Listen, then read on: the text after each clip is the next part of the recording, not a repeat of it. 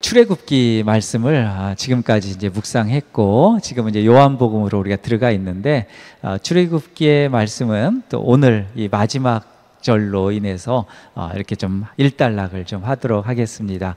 자, 우리 출애굽기를 오랫동안 이제 말씀을 함께 나누고 이렇게 왔는데, 오늘 말씀은 하나님의 뜻에 따라 지어진 이 성막이 마침내 이 봉헌되는 장면, 그것으로 이제 출애굽기가 맞춰지게 됩니다.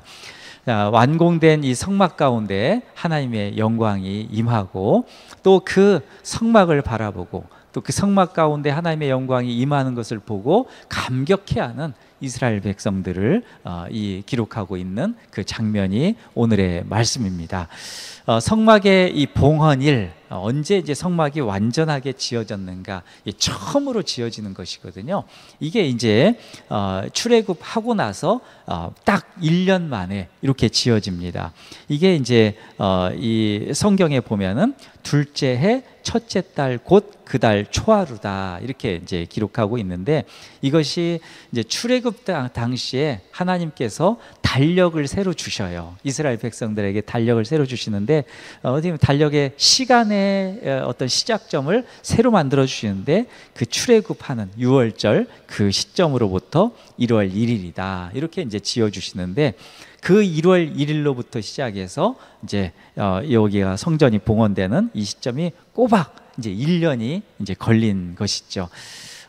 성경에는 그 이제 성막만 세워진 그 기간에 대해서 정확히 묘사하지는 않습니다. 그러나 여러 가지 이제 정황들을 좀 볼 때 짧게는 4개월, 또 조금 길게는 한 6개월 정도 성막을 짓고 봉헌하는 데까지 걸린 시간이다, 이렇게 이제 보는 게 일반적인데, 뭐 성경에 정확하게 나와 있지 않기 때문에 그 기간이 언제까지인지는 우리가 조금 이렇게 유추해 볼 필요는 있습니다. 여하튼 이제 성막의 뼈대가 갖춰지고 이제 성막의 외형이 처음으로 이렇게 드러납니다. 성막의 이 조립 순서는 이제 하나님께서 청사진을 만들어 주셨기, 설계도를 주셨기 때문에 거기에 맞춰서 이제 이 조립을 하게 되는데, 그 조립 순서는 이 널판을 고정하는 받침대를 먼저 준비하고, 그리고 이제 널판들을 다 이렇게 연결을 해요. 그리고 이 띠와 이제 기둥을 이렇게 쭉 세웁니다. 그리고 이제 천정에 그 4겹의 이 양장을 이렇게 덮개를 덮죠. 또 성막 안에 이제 성물들을 그 안에다 이렇게 쭉 순서대로 이렇게 배열하면서 성막이 이제 완성되게 되는데, 가장 먼저 지성소, 거기가 가장 중요하죠. 거기에 이제 십계명 증거판을 넣은 이 이제 증거궤, 거기에 이제 그걸 놓고 거기에 덮개, 속죄소죠. 그걸 덮개를 덮어서 이제 놓고, 그 다음에 이제 지성소의 휘장을 가립니다. 그럼으로써 이제 지성소가 완성되죠. 이제 성소의 그 성물들, 이걸 배치하게 되는데, 여러 번 말씀드렸죠. 성수를 쭉 가게 되면은 맨 오른쪽에, 우리 성도님들 보실 때는 이쪽이 되겠네요. 맨 오른쪽에 먼저 떡상이 이렇게 있게 됩니다. 여기가 북쪽이에요. 그러니까 들어가는 출입구가 동쪽이거든요. 동쪽인데 딱 들어가서 이제 그 떡상을 먼저 이렇게 놓고, 이쪽이 이제 북쪽이고, 그 성소의 이제 남쪽에 그 맞은편으로는 이제 촛대를 이렇게 놓게 되죠. 그 서쪽에 이제 지성소 앞에 이 분향단을 이렇게 놓게 됩니다. 그래서 이렇게 보면은 동쪽으로 들어가서 맨 앞에 이제 보이는 게 분향단이고, 이제 좌우로 이제 떡상과 촛대가 이렇게 보이게 되는 거죠. 그리고 이제 성소의 출입문을 만들고 기둥 5개를 이제 만들고 거기에 휘장을 딱 내립니다. 자, 여기까지가 이제 성소가 지어지는 이제 모습이고요. 이제 여기에서 이제 끝나는 게 아니라 하나가 더 남았어요. 성막들, 거기에 있죠. 뜰, 거기에는 이제 이 천이 치어지지 않은 그곳인데, 거기에는 이제 번제단과 물두멍을 이제 놓고, 그렇게 이제 성막이 완성되게 됩니다. 이렇게 해서 이제 성막의 외형이 지어지고 지성소, 성소가 이제 완성되게 되는데, 자, 출애굽기는 이스라엘 백성들이 이제 애굽으로부터 애굽의 이제 이집트의 노예에서 하나님의 은혜로 해방되어서 약속의 땅 가나안으로 가는 것, 이제 그 여정이 기록된 책이 이제 출애굽기입니다. 그러나 출애굽기 전체를 놓고 보면 출애굽 여정이 반절이고 또 이 성막에 대한 내용이 반절이에요. 어찌 보면은 성막 내용이 조금 더 많아요. 조금 더 많은데, 그러니까 우리가 출애굽기를 생각하면은 이건 그냥 출애굽하는 거 이제 그 정도로 이제 생각할 수 있는데 그렇지 않다는 거예요. 출애굽 여정이 반이고 나머지는 온통 성막으로 가득 차 있는 게 출애굽기의 그 성경의 특징입니다. 왜 이렇게 성막에 관심이 많은가? 왜 이렇게 성막에 대한 관심을 강조하는가? 자, 출애굽 이후의 삶이 중요하기 때문에 그렇습니다. 하나님의 구속을 알았다면 약속의 땅을 향하여 믿음으로 나아가야 됩니다. 그 과정에 어려움이 많습니다. 그러나 하나님이 보호하시고 능력을 주신다는 것을 믿으며 나아가야 된다는 것이죠. 그러니까 출애굽기는 하나님의 구원과 어떻게 살아야 되는가, 이거에 대해서 중점적으로 다루고 있다. 그것이 큰 주제이다. 이렇게 보아도 과언이 아닙니다. 그 삶은 어린 양이신 예수님의 십자가 죽음을 통해서 다시 사는 것, 그것이 이제 출애굽기를 가르는 그런 핵심 주제이죠. 자, 갈라디아서 2장 20절, 우리가 잘 아는 말씀이죠. 사도 바울이 예수님을 믿고 나서 나의 삶을 이렇게 살아야 되는구나, 그걸 이제 고백한 고백이죠. 내가 그리스도와 함께 십자가에 못 박혔나니 그런즉 이제는 내가 사는 것이 아니요 오직 내 안에 그리스도께서 사시는 것이라. 이제 내가 육체 가운데 사는 것은 나를 사랑하사 나를 위하여 자기 자신을 버리신 하나님의 아들을 믿는 믿음 안에서 사는 것이라. 아멘. 이게 우리 삶의 목적지이고 삶의 또 이 주제이고 우리 삶의 모든 여정의 중심이 되기를 그렇게 축복합니다. 성막이 곧 예수 그리스도를 예표합니다. 성막을 통해서 예수님의 십자가와 부활의 은혜를 경험하고 주님의 성품을 닮아서 주님이 사셨던 것처럼 그렇게 살아야 된다라는 그런 모형, 그것이 성막인 것이죠. 이것이 출애굽기에 나타난 성막의 신앙 정신이기도 합니다. 성막의 여러 가지를 갖추고 마지막으로 성막 뜰에 울타리인 세마포 휘장을 이렇게 칩니다. 이렇게 성막 건축을 다 마치면서 이 성막이 지어지는데 마지막 말씀이 여호와께서 자기에게 명하신 대로 그렇게 지었다라는 표현이 아주 여러 번 반복되면서 성막이 완성됩니다. 자, 어떤 일이든 시작과 끝이 있습니다. 시작과 끝, 이게 참 중요하죠. 시작을 했으면 끝을 맺어야 됩니다. 그래서 한자로는 시종이라고 얘기하잖아요. 그 처음 시, 그리고 그 맺을결, 맺을종, 이렇게 해서 처음과 마지막, 이게 시종인데, 근데 어떻게 하면 잘 시작하고 어떻게 하면 잘 마칠까? 사실 이게 좀 중요하잖아요. 그 엉망으로 시작해갖고 엉망으로 마치면 이거보다 참 곤란한 것은 없습니다. 우리 인생도 그렇죠. 잘 시작하고 잘 그 과정도 마치고 또 마지막도 잘 아름답게 마치는 게 참 좋죠. 우리 뭐 여러 가지 인물들을 많이 보지만 어떤 사람들은 시작은 좋았다가 마지막은 아주 좀 표현이 좀 그렇지만 이렇게 그냥 표현하랍니다. 작살나는 경우가 있어요. 그렇죠. 시작은 잘 시작했다가 마지막이 좋아야 되는데 마지막에 엉망진창이 돼가지고 이렇게 좀 어려움을 당하는 경우가 있습니다. 그래서는 참 안 되죠. 우리가 그런 것들을 그런 건 굉장히 불행한 경우죠. 그러면은 어떻게 하면 잘 시작하고 어떻게 하면 잘 마칠까? 사실은 성경대로 얘기하면 아주 간단합니다. 하나님의 뜻대로 시작하고 하나님의 뜻대로 마치면 되는 것이죠. 아주 간단합니다. 하나님의 뜻대로 시작하고 하나님의 뜻대로 마치는 것이 가장 아름답고 가장 성공적인 것입니다. 성막이 그렇습니다.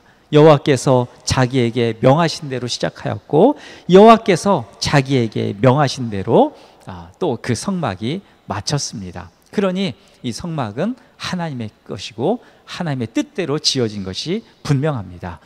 자, 인생은 내 마음대로 시작되고 시작하고 끝내는 것이 아니죠. 사실 그렇게 할 수도 없습니다. 제가 하여튼 이런 인생을 얘기하면 저는 그 세대이기 때문에 예전에 우리 한국의 그 대중 가수였던 어느 분이 내 인생은 나의 것? 이걸 불렀던 것이 있는데 사실은 뭐 성경적으로는 맞지 않죠. 성경적으로는 맞지 않습니다. 나의 것도 아닐 뿐더러 내 마음대로 시작하고 내 마음대로 끝낼 수 없는 것이 인생이죠. 자, 가장 순탄하고 아름다운 삶은 하나님의 뜻대로 사는 것입니다. 이사야 55장 8절을 보면 이런 말씀이 있어요. 이는 내 생각이 너희의 생각과 다르며 내 길은 너희의 길과 다름이니라. 여호와의 말씀이니라. 아멘. 자, 여기에 마지막이 방점을 찍죠. 여호와의 말씀이니라. 자, 출애굽기의 주제 중 하나가 더 하나 있는데 그게 언약입니다. 언약, 약속이라고도 하죠. 그 언약인데 하나님은 죄의 사슬에 묶인 이스라엘 백성을 구원하여 주셨고 약속의 땅에 이르게 하셨습니다. 이것이 아브라함에게 하셨던 언약의 성취입니다. 하나님은 출애굽을 위하여 모세에게 하신 말씀이 있습니다. 그 핵심이 출애굽기 5장 1절과 6장 6절에서 8절에 있는데 같이 한번 읽어보실까요? 먼저 출애굽기 5장 1절 말씀 함께 읽어보겠습니다. 내 백성을 보내라. 그러면 그들이 광야에서 내 앞에 절기를 지킬 것이니라. 아멘. 이것을 반복적으로 얘기했죠. 자, 그리고 이제 출애굽기 6장 6절에서 8절입니다. 함께 읽습니다.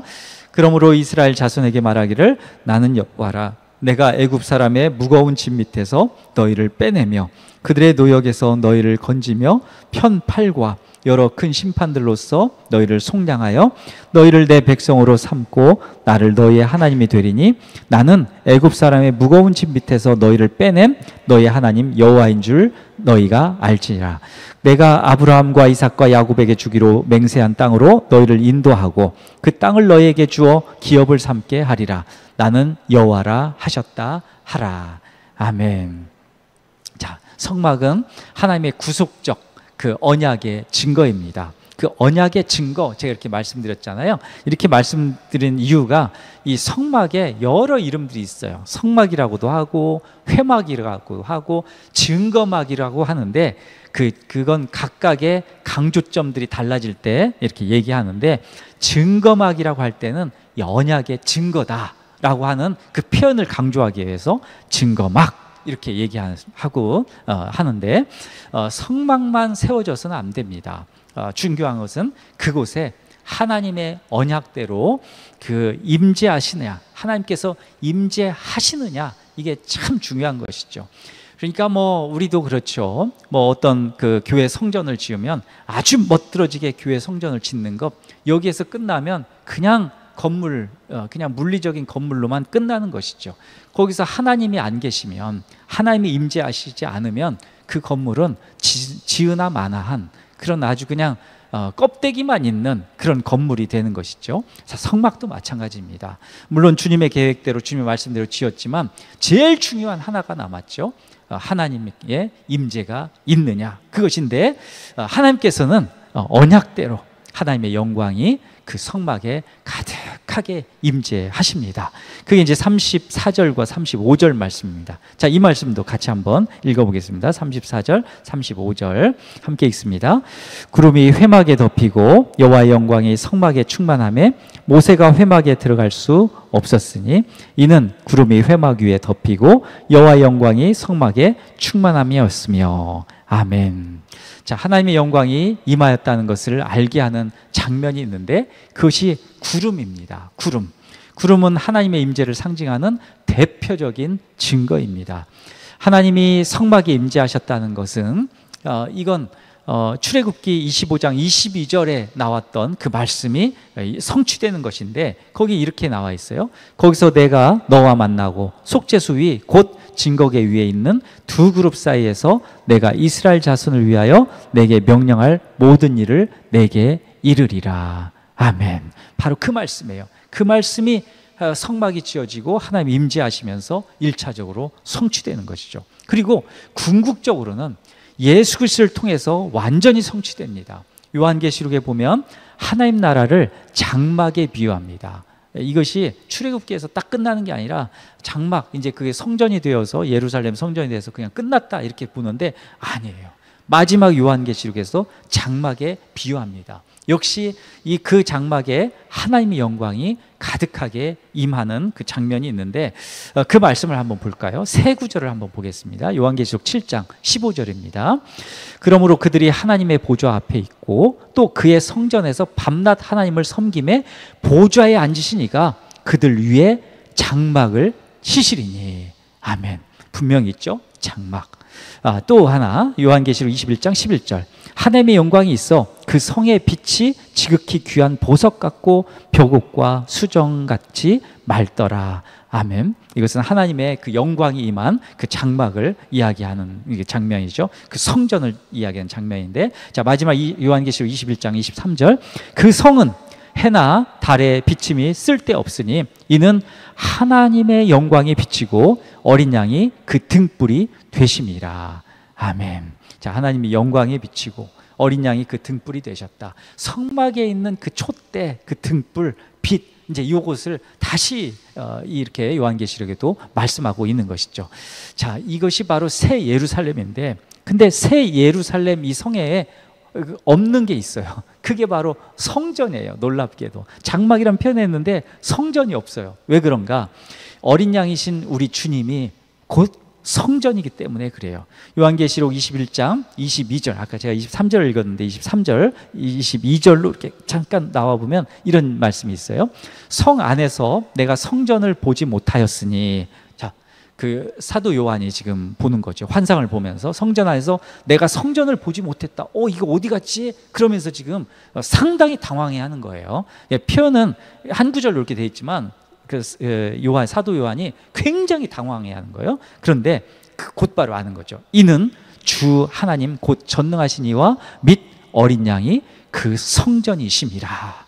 아멘. 그것을 순간적으로 깨닫고는, 야, 어린 양이신 예수가 성전이셨구나. 그것을 이제 깨닫게 되는 것이죠. 자, 하나님의 영광이 성막에 충만했다는 것이 어떤 의미인가? 하나님의 성막 봉헌을 기쁘게 연락하셨다는 것입니다. 기뻐하셨다는 거야. 너희들 봉사하고 섬겼던 걸 참 잘했다. 내가 그거 기뻐한다. 감사로 너희 감사, 그 기쁨 내가 다 받는다. 그렇게 받으셨다는 그 의미이기도 하고, 또 하나는 주님이 이 땅에 오셨다라는 의미이기도 해요. 주님이 이 땅에 오셨다. 그러니까 예수님께서 2000년 후에, 이제 한 1500년 후에 이제 오시지만, 그러나 이미 주님이 오셨다. 그런 것이죠. 그리고 또 하나, 하나님이 이스라엘 백성들, 또 우리를 보호하시고 동행하신다. 영원히 동행하신다. 이 말씀이 그 안에 임재하셨다라는 것에 다 포함되어 있는 것이죠. 자, 성막이 봉헌되고 이제, 그런데 우리는 이제 어떻게 살아가는가?